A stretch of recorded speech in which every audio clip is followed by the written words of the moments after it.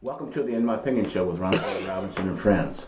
With us we have my co-hosts, Mr. Denise Smith-Allen, Mr. Henry Hatter, and Mrs. Jackie Williams. Welcome to the In My Opinion Show. Thank you. And to our millions of viewers worldwide, welcome. I want to thank also our friends at allpointstv.com and davidsontalknetwork.com. Let's talk about Planned Parenthood. Do we defend it or shut it down, or do we shut down the country? Just because the Republicans and religious right say so. All women should have the right to make their choice. Planned Parenthood goes much further than abortions. There are millions of women that have been and continue to be served by Planned Parenthood. Denise, what's your thoughts? Wow. Well, again, I always like to look at things from a historical perspective and then try to bring it up to date to what's going on currently. Now, again, this is a fact-check situation, so if you all on the panel may want to dispute anything that I'm about to say, please jump in. But Planned Parenthood, from my understanding, was a organization that evolved about eugenics, which is basically about control of the population, or making sure that certain individuals did not overpopulate. And I think at that standpoint, there were concerns about maybe minorities or children that may be born that may have had some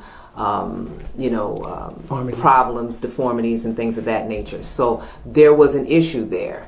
And I think that those kinds of things were brought to bear, and it had maybe a negative connotation about Planned Parenthood in the beginning.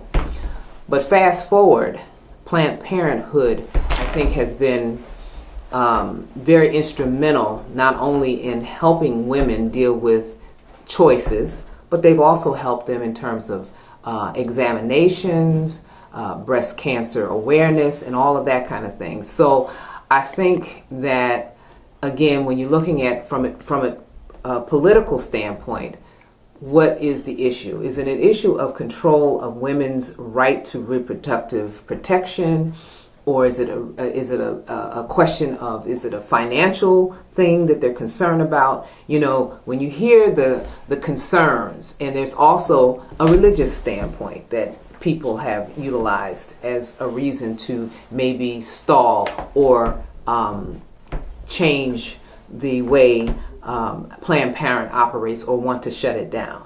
So there's various components, but again, I don't necessarily have a position about it. I'm just aware of the different nuances of what Planned Parenthood offers. Mm-hmm. Well, I think, in my opinion, religion goes too far. Mm-hmm. Okay, with this control of women. Mm-hmm. I don't go to church that often, but the churches that I've been to, it's changing drastically. Mm-hmm. Okay, but who put man in charge of everything? All right, I'd love to see more women in the church. All right, and not just sitting in the pews, but up at the up at the altar, or whatever you call it, the pulpit. Okay, because they do a miraculous job, all right? And other than playing nursemaid, up and down the aisles, okay, be more active and involved, okay, in the administration of the church, okay? Well, you say you don't go to church much, so obviously you haven't seen that there has been a change in that area. There are a lot more women who are involved in the pulpit and administratively as well. Good. I'm glad to see that. In the Catholic Church too. Mm-hmm. Exactly. But as for Planned Parenthood, I think what the issue is, it is a control issue, and I think it's a financial issue, because I think what has gone is that they see the one factor that they do provide abortions, but they also provide so much more. They provide education. They educate our young people. They can go there and get protection. They also can go there and get answers and they can get all kinds of services at a reduced cost, and so we're not bringing children that they're not able to afford at a young age. So it is helping in so many different areas, but also it's a control thing, because if these services are not being used by us or the people who want to remove them, they don't feel as though they're important. But they're very important, because these offices are all over the United States. But I was surprised that I heard some other governors that have defunded Planned Parenthood in their states already. Mm-hmm. And what this is doing is going back to that history, back to the illegal abortions. Right. Because now you're causing people to make choices that are not smart. Mm-hmm. So now you have the illegal abortions where people who have just enough knowledge to possibly hurt you, to help give you an answer when you're desperate, and not the right answer per se. So you're causing people not to make very good choices, because you're thinking that this is a monetary, and your choice or your religious view is starting to reflect on everybody else. And I thought this was the United States, where we had our own views and we had our own rights. And again, as much as I respect the men on this panel, you guys can't carry a baby full term, and you don't understand what a woman goes through. This is the closest to death she will ever come, having a baby. Her body changes, and they're finding so many other problems that go with the postpartum and the depression. And if you don't have the monetary value, the money to take care of stuff, the stress sets in and the bad choices and all of this. So we have to look past just defunding Planned Parenthood. We have to look at what is going to set us up for. And what's going to come after that. That's a good point, Jackie. Exactly. You know, both Jackie, the both of you ladies have done a very good job in articulating a point of view that the rest of the population need to be educated on. And I like yours particularly, where you said, let's go back and look at this historically and find out what caused this frenzy that's going on today. And most of us don't know beans about it. It started back in the 70s under the guise of population control. People thought that, well, they had taken a look at the population that projected that we would have 11 billion people by the end of this century, 21st century. We now have 6 billion, and that population, it was still growing. Resources are declining. Somebody has to be concerned about it. So they thought, well, maybe we should educate people. And we see a lot of unwanted children, a lot of unwanted births from either rapes or from unwanted pregnancies. So we'll create this organization to educate people to reduce their numbers if that's what they want to do. I thought they did a pretty good job in doing that, both in the United States and around the world. China has a 0 population growth. United States has a little over 1. I believe that's still the population, but the United States was down to 0 too. It is 0 for whites in this country. But it was a good reason. But then other issues popped up into this and infused, like abortions. And abortion has been the albatross within Planned Parenthood. And Planned Parenthood should clean that up. In Iran, there are as many Republican women who believe the same way as Democrat women. The same issues. There are Republican women that don't like Planned Parenthood, and they have the same issues as all other women do. So we can't separate them that way. And there are men who believe in abortions. They don't want to take care of the kids or for whatever reason. And they are also encouraging this whole process to move. But the probably the most atrocious thing about Planned Parenthood is selling organs from unborn children. The preparation to do that. To mine these organs That's what's ugly. And even I don't like that. You're listening to that No, presidential candidate, no, Prior or whatever her name is, no. which was a lie. She told a lie. Would you please do just a little bit more investigation? Yeah, we always want to fact check. Yeah, you want to fact check. Because that is what's ugly. We don't want to kill babies, and we don't want to have babies so they could be mined. And the government would do whatever strong people in the government says that it should be doing. And we have to keep those kind of things in check. I agree with you on Planned Parenthood. And Planned Parenthood should not be the reason why the government shuts down. It's got to be a financial reason. It's got to protect us all. Parenthood doesn't affect us all. Only a very small group of people, but one of the most innocuous. I mean, the great problems that we face today, politically.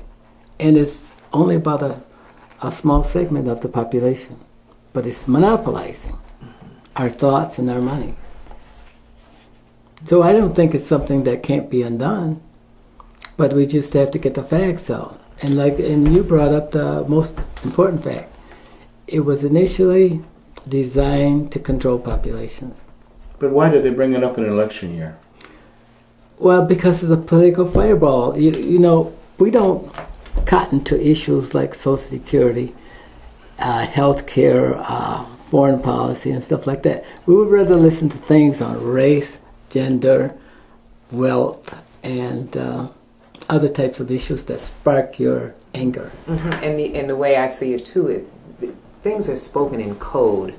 And so for the most part, when you think of Planned Parenthood, who do you think about? Right. I tell you who you think about. You think about minorities. Yeah, Okay. exactly. But Yeah. who uses this more than we? Minorities. No. It Right. it's the majority population. But they put the spin on it. So as it becomes a volatile political issue. That's right. And it becomes a divisive thing. So that's the thing. And we have to always listen with that ear of analyzing, what is being said. Why are they saying this way? And particularly with this is a hot button issue. Sure. And it is that reason, and it's because, like I said, it's code. Of course it is. And what angers me is the fact that why is it always, why are they always picking on the minorities? You know what I mean? It's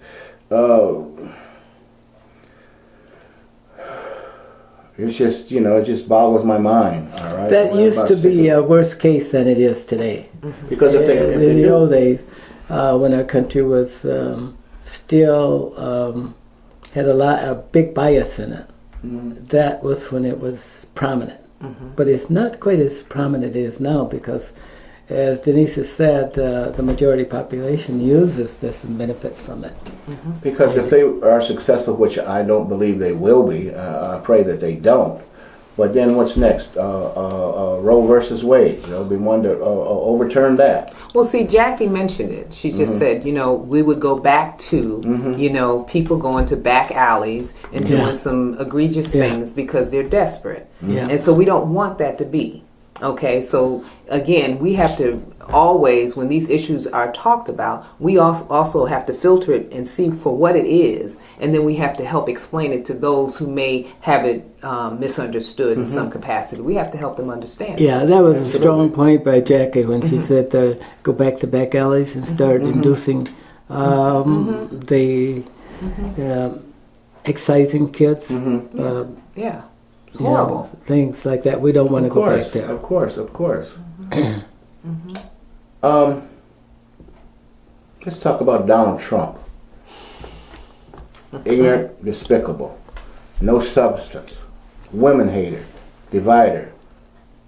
This man is not fit to govern the United States, period. Henry, would you like to tackle Yes, that I one? would. Ron, I would say, and Jack and Denise, that Donald Trump has made the country better. He has opened up the eyes of minorities in many, many ways.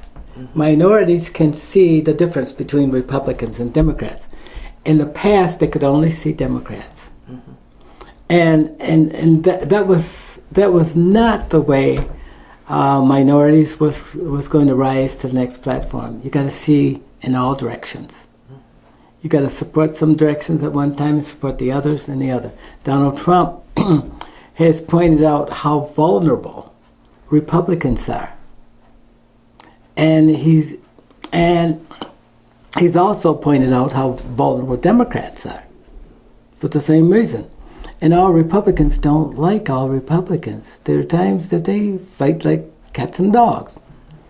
But and that's kind of good because our freedoms are based on people who contest these issues from time to time, not only between Democrats and Republicans or between black and whites, but this is what keeps us free.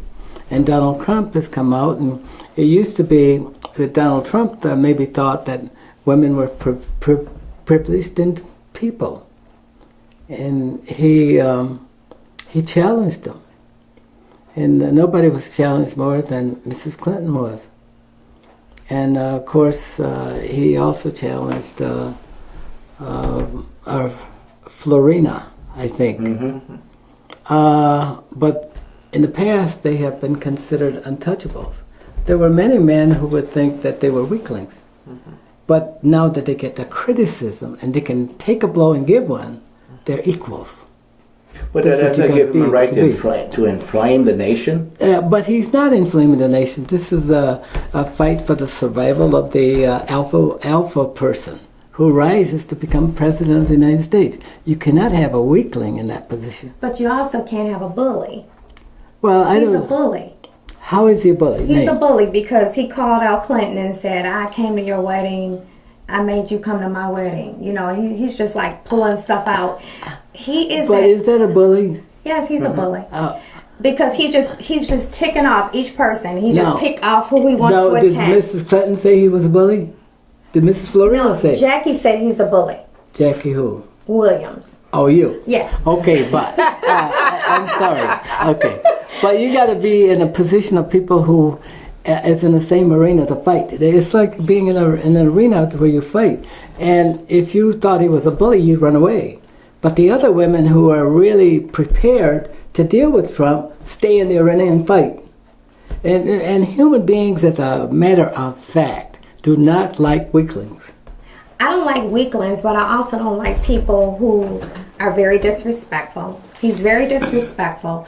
And this is the highest job. You know, this is one of the most prestigious jobs. So everybody is looking at us. Mm-hmm. So do we want somebody in there when they ask him a real question, he can't answer it. All he can do is do cheap shots at people and attack. But when they ask him a real question of how you will handle stuff, or I'll get people to surround me that know. But I would and he's right. I prefer you to know. No. I prefer you to know. He's not in a position to know everything, nor should he. Nor should he. The thing that I see more prevalent than anything else about his candidacy is that it's speaking to the fact that people are angry with politics as usual. Mm-hmm. That's all this is saying. There are people who are coming out to hear him with his rhetorical responses and his nonsense that comes out of his mouth.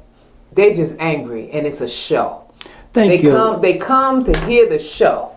They listen for, it's comic relief to me. When I listen to him, he has no substance, and we know he doesn't have any substance in this because he's not really interested in the position. Not really.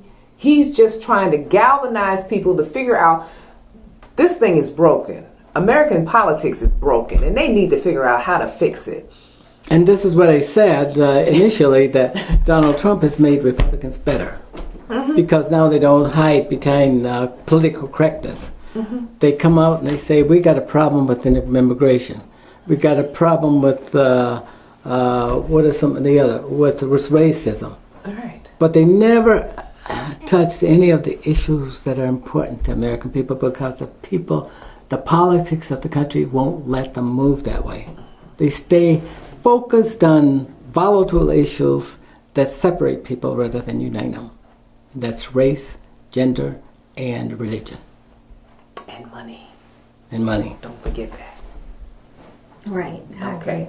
But I appreciate your remark. But I think that he, like Denise says, he's doing something that has not been done that needs to be done.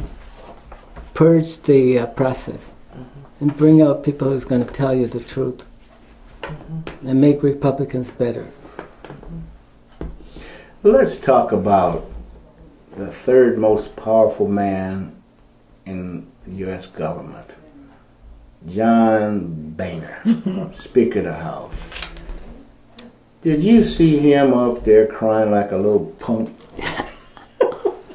He was emotional. What do you say? You know, every time I see him, he's crying. When you cried too, you did the job you did. Yeah, he's about to have a breakdown. That's why he's out of there. He's about to leave, or he has left. He put in his You see how resignation. he's smiling now? He's the happiest man Yeah, alive. he's been dealing with this stuff. I mean, he's nothing but incompetent and a crybaby. You know what I mean? And he understands that's why he's smiling. That's he's right. so He's glad to pass the torch. Yeah. He is so glad. Yeah. Well, you guys have beat up on that. There's nothing I can say about John Boehner. What? The third most powerful man in the U.S. government, right? What do you think these other nations are saying? Okay, isn't that the first time he cried like a little punk? You know what I mean? Yeah. But You know, but what do you think that these other governments are thinking? Oh my God! All right, what's going on in America? Republicans were glad to get rid of him too. You know? Yeah. But when you say that, I have to speak to the fact that globally, if you look at other countries, they do a far worse job in some of their congresses and things like that. Have you seen them where they're in there actually fist fighting? Oh, yes, absolutely. You know what I'm The saying? parliament is a good one. You know? Oh my God, they're hilarious. Yeah. They're hilarious. So here he is, the third man. But that's manly fighting, crying like a little baby. No. Them folks You was know what I mean? throwing stuff. You and go to everything jail else. for striking a person here in this Congress. Yeah. But so what? He's emotional because, like I said, he has had to deal with all kind of hate. History. I mean, he has He got had to deal with it. the history that they have made history. This Congress have made history. They said they are dealing with the worst Congress in the history. That their whole thing is to destroy Obama, is to combat anything that is not a part of their agenda. So they're fighting within party lines. And they said that where they're upset with him is because he has had to call on Democrats to even get his bills passed, to get his votes, because he couldn't even get his own team to rally up with him. But what they said on the news last night was the new person that's coming in is going to have the same battle because the people haven't changed. They still have the same agenda. They're not trying to work together. They want to destroy the last year of Obama, so they don't want him to have any success stories, which he already have, regardless to what everybody thinks. How can you destroy Obama and his history, his legacy is already made? Exactly. How can exactly. you? Because they're trying to do their And job. if he wants a third term, he could probably get it. Of course. I believe that. Yeah, I believe yeah. that. But So it's- don't but it's- feel but sorry the for Obama. But no. But the smear campaign still exists. That's right. And that's what they did. But that's- That was their agenda.